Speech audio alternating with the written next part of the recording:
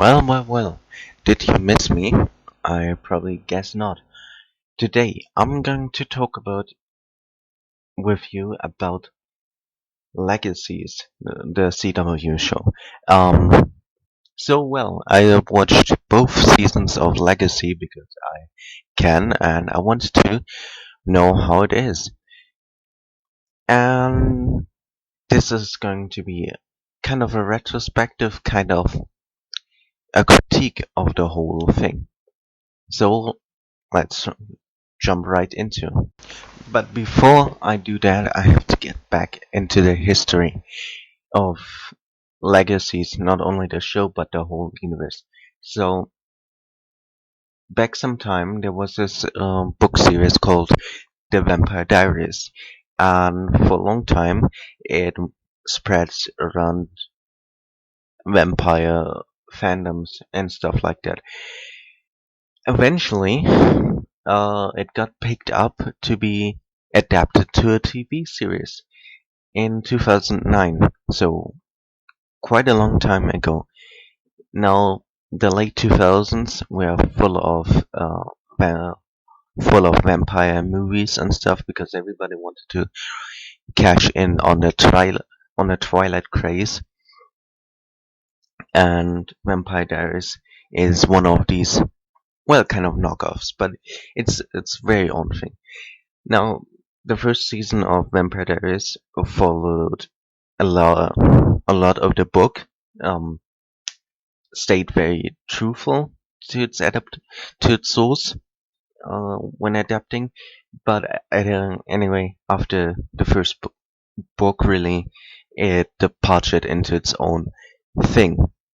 The Vampire Diaries was successful enough to spend 8 seasons, uh, which and which all way in quality. I personally think Vampire Diaries peaked in quality at season 4 and then dropped and had some light ups in season 6 and season 7. But okay, yeah. But the Vampire Diaries proved highly popular, and because there were so many more stories to tell, it got a spin-off in the originals. Now, the originals were a creation of the Vampire Diaries TV show, but quite popular characters. That's why they got their own series. The originals went for 5 seasons and peaked, in my opinion, at season 3. With season 3, but still, the originals was quite popular enough to spawn another spin-off, and that is Legacies. Now, a lot of fans that loved Vampire Diaries jumped over to the originals because they, well, aged with the show, and the originals was more adult material. So when it got announced that there's a new show coming, uh, focused more on the teenage aspect again, some people were excited, others were worried, and well, I'm kind of conflicted on Legacies because Legacies wants to acquire uh a new audience, a different viewership because teenagers of today are drastically different to the teenagers in 2009, believe it or not. Anyway, um but you can't really get into the show unless you have a rudimentary understanding of what came before, and that's the problem. It caters to a new audience, but you need to know so much about this universe that you need to have to, and then you must have seen the previous shows like the originals or the mother show, the Vampire Diaries. Problem is, a lot of the audience of Vampire Diaries isn't in the target audience for Legacies anymore because they're too old. And for the audience of or the fans of Vampire Diaries and the originals, Legacies comes off as very young, very immature, and not fitting. So it doesn't really fit to new fans, but it also doesn't appeal really to old fans. Um, and that's because Legacies has a lot of difference differences that makes it stand out unique, but also drags it down sometimes. And that's my major point. Legacies has a lot of potential, and sometimes it's really good, but then it gets really, really bad. Uh, we get introduced to more magical creatures, which is a thing in the books. Uh, the Vampire Diaries TV series just didn't really bother um, adapting the other magical creatures from the stories and focused solely on vampire, werewolves, and witches, which was a smart choice. And I think it's great that they want to do something different, but but to introduce these things with the third show in the universe wasn't probably the smartest choice. I personally don't know how you could have done it else or get around this issue, but yeah, that's the main thing alienating the old audience. That you have dryads and fairies and a necromancer and I think many other stuff that are kind of like because the monsters are a really cool thing to see in the show and how they are designed. So unlike the previous shows, Legacies takes a more monster of the week approach, with every episode having a different monster, but still an overarching storyline.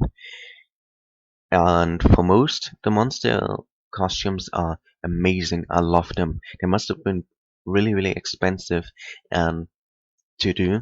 So it's a real shame that you get to see very little of the monsters. Legacies focuses on a lot of practical effects and costumes for its weekly monsters, which is always a win for me because I love practical effects more than CGI, but they resort sometimes to CGI. Um, for me, I'm part of the old audience. I don't.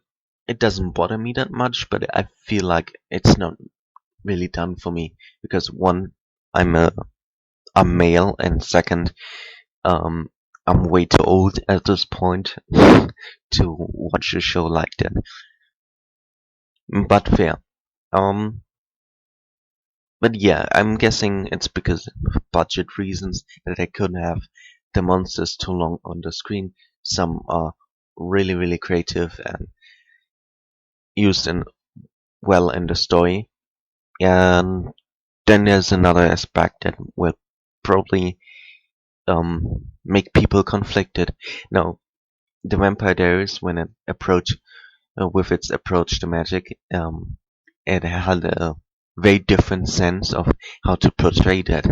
Um, the fires look more practical, probably because there are, uh, and other shit like levitation and stuff like that. Looks still great to this day. Uh, then the originals had its very own approach with more shoddy cam shots and filters over it, so to make the spells more impactful. And here in Legacies, we get a more Harry Potter approach, which I'm not really much of a fan of, but I can live with it, you know. So you get CGI fireballs and dust particles and stuff like that, and it looks more fake and less like budget with less budget. than the previous shows, probably because it has. Sorry, I'm gonna have to drink something. I'm doing this because I don't really care. It's 2 a.m. in the morning.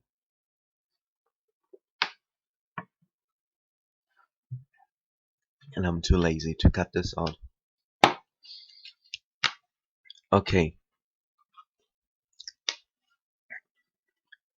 But the good thing about Legacies is that it has only 16 episodes in its first season, which, like I said, isn't really accessible for new for potential new fans, and not really accessible for old fans. But it's still very well executed. Now, a lower episode count allows for tighter pacing, but it can also make things feel rushed, and sadly, we get this feeling of rushed storylines.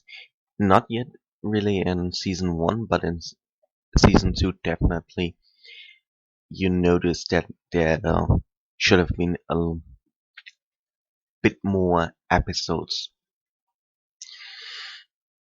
And somewhere I've read that season 2 was supposed to be longer, but they cut down the episodes back again to 16 because I don't know, but there was something like that, so they had to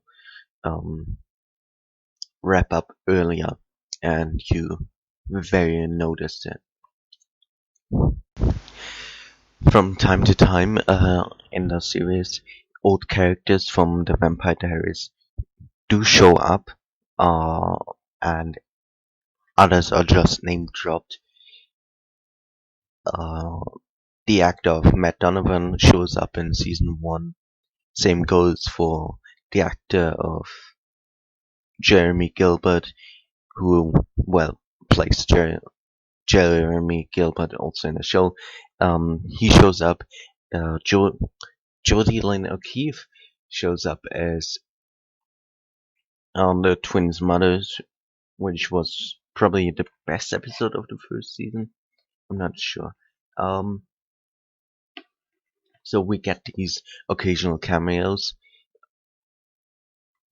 but really not the top stars, No Nina Dobrev.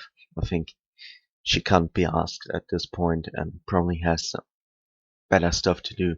Same goes for Ian Somerhalder or Paul Wesley. But yeah, I think that's mainly just, again, to keep old fans happy by seeing those cameos, although those are not the best or the most popular characters um, from the franchise. But it's nice to see when old actors appear in the new show. My favorite cameo besides Jodie Lynn O'Keefe as Joe as Joe Parker was Riley Ferkel as Freya Michelson, although that was way too short. Probably has something to do with scheduling issues. Those are actors, and it was pre-corona, so they had a lot of work to do. But that's it that I want to say. Now I'm gonna switch over to the character section, and all video footage that is used stems by Blooper Reel. Well, the books are full of words that you read, and the show gets me paid.